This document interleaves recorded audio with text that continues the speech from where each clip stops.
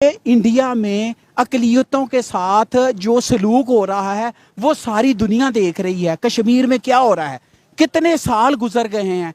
वो एक अक़लियत जो कि मुसलमान, वहाँ पे अक़लियत है, वहाँ पे हिंदुओं ने, इंडिया की गवर्नमेंट ने किस किस्म के जुल्म ढाए हैं।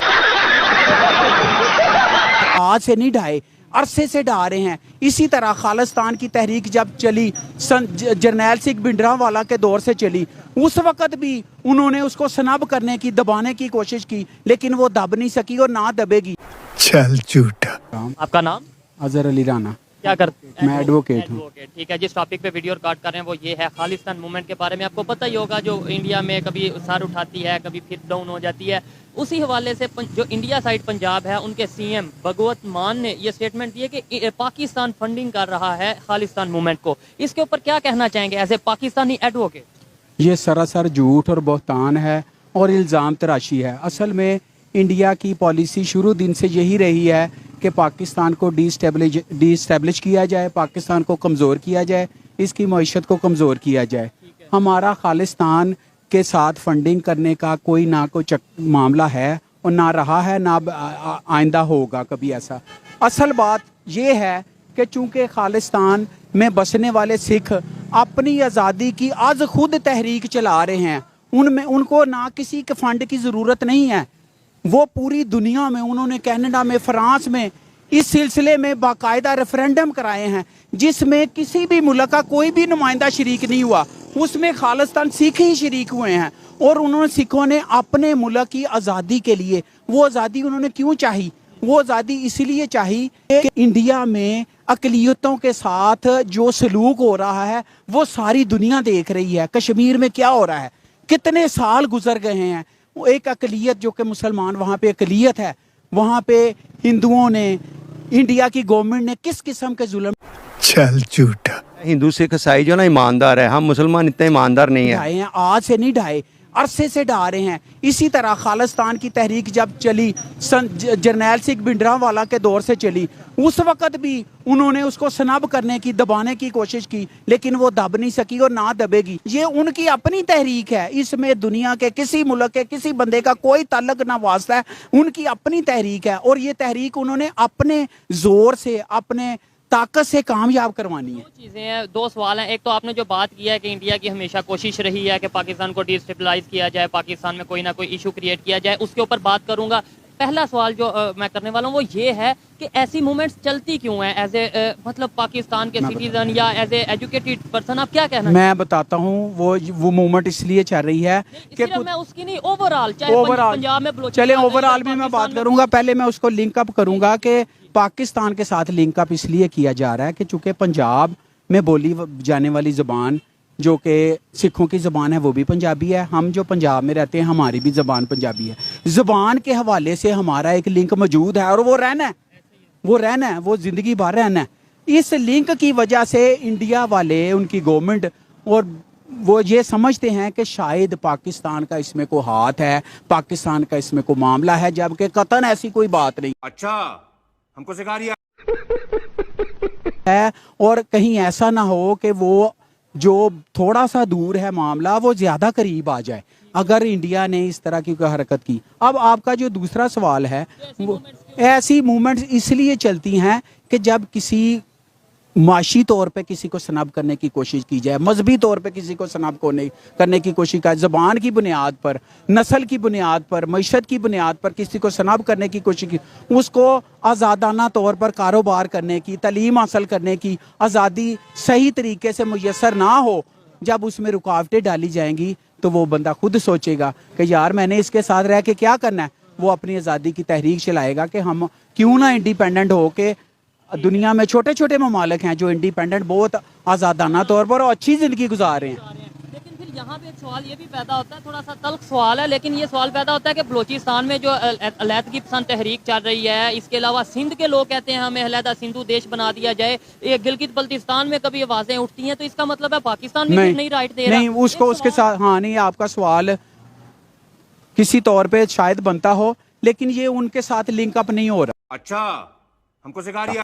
वो इसलिए लिंक अप नहीं हो रहा कि बलूचिस्तान में होने वाली जो गड़बड़ है ना, उसके वाजे और नाकाबिले तरदीद सबूत मौजूद हैं। और जो सिंधु देश वाले थे वो एक छोटी सी जमात थी जिन्होंने सिंधु देश का नारा लगाया। आज मुझे बताएं कि वो सिंधु देश नारा लगाने वाले कहाँ गए? सिंध के सूबे में जो सबसे बड़ी जमात है उसका जमात का नाम है पाकिस्तान पीपल पार्टी। उसके जमात के सरबराह ने पाकिस्तान खपे का नारा लगाया कि पाकिस्तान खपेगा, हम पाकिस्तान के साथ रहेंगे। जिनके पास इतने वोट हैं, इतनी तादाद है, इतने लोग उनके साथ है, वो तो पाकिस्तान के साथ रहने चाहते हैं। बलोचिस्तान की जो आपने बात किया, वहाँ पे तो अभी आप इससे एग्री करेंगे कि नहीं? वहाँ पे ये तहरीक बलोचिस्तान में बड़े वाजे सबूत मौजूद हैं। ये हालिया दहशतगर्दी और इससे पहले बेशुमार ऐसे सबूत मौजूद है जिनमें ना सिर्फ इंडिया बल्कि कई गैर ममालिक के उनमें जो इन्वॉल्वमेंट के नाकाबिले तरदीद सबूत मौजूद हैं। इस हवाले से ये जो मूवमेंटें चल रही हैं, यहाँ से कुछ बंदों को खरीदा भी जा सकता है। हैरत वाली बात नहीं है, वो हम राइट दें, जो आपने बोला राइट नहीं दिए जाते, इस वजह से वो ऐसी तहरीकें उठती हैं, तो हम भी फिर बलोचिस्तान में राइट दें। हाँ, ये बात दुरुस्त है, ये बात दुरुस्त है। अगर बलोचिस्तान में कहीं कोई मामला ऐसा चल रहा है कि वहाँ के लोगों को उनके जायज हुकूक नहीं मिल रहे तो वो मिलने चाहिए। इसमें कोई दो राय नहीं। राइट देने चाहिए। अच्छा, दूसरे नंबर पे आपने बोला इंडिया की इन्वॉल्वमेंट है बलोचिस्तान में। अपनी दफा हम ये अगर बात रखें कि भाई बिल्कुल हम खालिस्तान में नहीं इन्वॉल्वमेंट करते, ना हमारा कोई लिंक है, फिर इंडिया ही ये जब बात करता है हम बलोचिस्तान में क्यों इन्वॉल्वमेंट करेंगे, तो हम कहेंगे सबूत है। वो सबूत जैसे कुलभूषण की कुलभूषण की मिसाल है, हाँ, वो हम इंटरनेशनल कोर्ट में 7 साल ऑलमोस्ट हो चुके हैं, क्यों नहीं अभी प्रूव करके सजा दे सके ताकि दुनिया को दिखाएं? हम प्रूव ही नहीं कर सके। चलें, वो पता क्या बात है, मामला इस तरह होता है कि अदालतों के मामला आगे पीछे हो जाते हैं, लेकिन अल्हम्दुलिल्लाह पाकिस्तान का केस वहाँ भी मजबूत है और अल्हम्दुलिल्लाह इसमें कोई दो राय नहीं। आप मेरी इस बात को इस सेंस में लें कि जो इंडिपेंडेंट राय देने वाले लोग हैं वो क्या कहते हैं। जो इंडिपेंडेंट राय देने वाले लोग हैं वो भी ये समझते हैं कि इन्वॉल्वमेंट इंडिया की इस मामले में मौजूद है। अरे झूठ बोल रहा है, ये झूठ बोल रहा है। ठीक हो गया। आपको क्या लगता है कि सिखों को इंडिया में उनके राइट्स नहीं मिल रहे? नहीं, उनको नहीं राइट्स चल झूठा मिल रहे। मनमोहन सिंह प्राइम मिनिस्टर रह चुके हैं। हाँ, नहीं, प्राइम मिनिस्टर रहना और बात है, राइट्स मिलना और बात है। अब देखें, ज़्यादा अरसा वहाँ पे जो गवर्नमेंट चलती रही है, जो चल रही है, वो सिखों की मुखालिफ गवर्नमेंट है और उन्होंने उनके ऊपर बहुत ज़्यादा मजालम किए हैं, उनके राइट्स नब किए हैं। ये सिखों की उनकी अपनी आवाज़ है, हमें कहने की ज़रूरत ही नहीं है।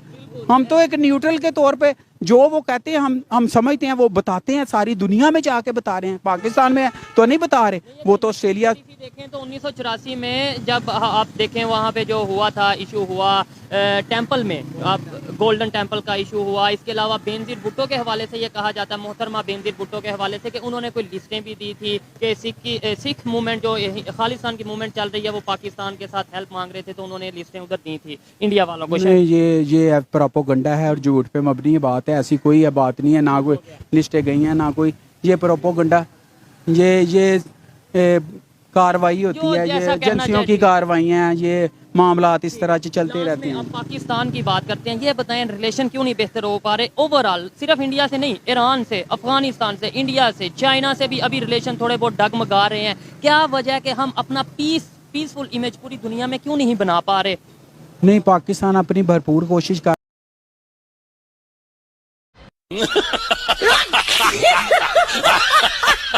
और पाकिस्तान ने अपनी तरफ से जो भी स्टेप्स उठाने हैं वो उठा रहा है, पहले भी उठाए हैं, अब भी उठा रहे हैं। अल्हम्दुलिल्लाह हमारा चाइना के साथ बड़ा अच्छा रिलेशनशिप जा रहा है, रशिया के साथ जा रहा है, ईरान के साथ भी हमारा कोई इस तरह कंट्रोवर्सी वो वाली नहीं चल रही। चलो भी केस कर दिया इंटरनेशनल कोर्ट पे कि भाई अगर आप हमारी जो गैस पाइपलाइन है वो प्रोजेक्ट पूरा नहीं करोगे जो आप पाकिस्तान की तरफ से काम है, तो हम आपको जो सा फाइन कर देंगे 18 मिलियन का। इसके अलावा चाइना ने टेम्परेरी आर्जी तौर पे अपनी एम्बेसी को पाकिस्तान में बंद किया हुआ है सिक्योरिटी इशू की वजह से। चलें, ये अपना उनसे आते रहते हैं, ये तो इतने देखें, इतनी बड़ी बात है, बैनुल-अक़वामी मामलात हैं, इसमें बहुत सारे मामलात को देखना होता है। तो ये एक घर में अख्तलाफात हो जाते हैं, अगर किसी मुल्क के साथ इख्तलाफ हो भी गया है तो अल्हम्दुलिल्लाह पाकिस्तान को उसको ऐसा तरीके से निपटा लेगा। मैं इनकी बात से एग्री करता हूँ कि अगर इश्यूज आ भी गए हैं तो हमें अपनी फॉरेन पॉलिसी ऐसी बनानी चाहिए। अच्छा, रिलेशन उसमें थोड़ी बेहतर करें। चेंजिंग, उसमें कोई ऐसी चेंज लानी चाहिए जिससे हमारे हमसाए या हमारे दोस्तों में इजाफा हो, हाँ। दुश्मनों में इजाफा ना हो। ये अपनी गलती माननी भी चाहिए कि कहीं पॉलिसी शायद ठीक है या नहीं है, उससे हमारा इमेज बेहतर होगा, रिलेशन बेहतर होंगे। अगर हम हमेशा यही कहेंगे नहीं जी वो तो उनकी गलती है, वो ईरान नहीं, की वजह से, जिस तरह तो नहीं होता, हाँ। गलती इंसान से हो जाती है। इसी तरह पॉलिसियों में भी रद्दोबदल आता रहता है। पॉलिसी अगर कोई पॉलिसी इस तरह की है तो उसको बेटर करने की, दुरुस्त करने की जरूरत है, निगोशिएशन की जरूरत है। अच्छा लगा जी बात करके, इनकी जो ओपिनियन थी आप तक पहुंचाई, आप एग्री डिसएग्री कर सकते हैं।